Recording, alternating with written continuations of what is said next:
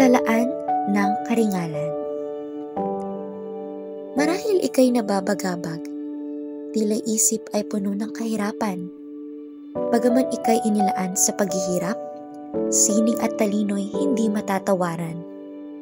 Subalit iyong napagtatanto, mga kathat nobelang iyong nababasa, ipinaglihiman sa paghihirap at kabalisahan, kanilang paglaban sa kahirapan ay ginantimpalaan.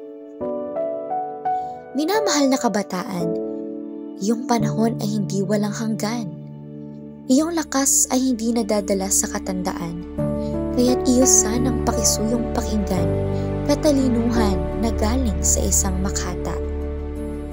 Iyong lakas at kabataan ay huwag ipawalang bahala, sapagkat oras at panahon natin nabibilang.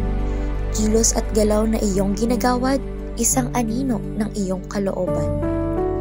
Sining at karunungan na iyong taglay, pagyamanin mong tuluyan, sapagkat sa iyong panahon ng katandaan, ito'y pilit na mamamayagpag. Ako'y tila isa lamang makata na nagsasabi na ika'y gumawad ng may karunungan.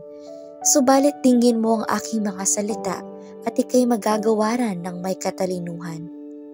Munting mensahe na aking nais ipabatid, naway iyong isa puso't ikapit. Bilang makata, akin lamang ipanais, iyong talaan ay hindi pa lumalabis. Karunungan may puno ng kaalaman, ngunit sa paggamit na may kamangmangan. Ano pat ano rin ang magagawa kung ang katalinuhay nasa gapos ng kayabangan?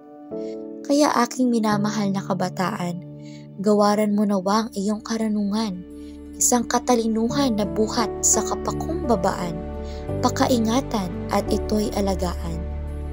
Nais kong masdan, iyong nobelang iguguhit, istorya na puno ng pagkiling. Iyong nobela'y isulat ng may namamayagpag na karingalan.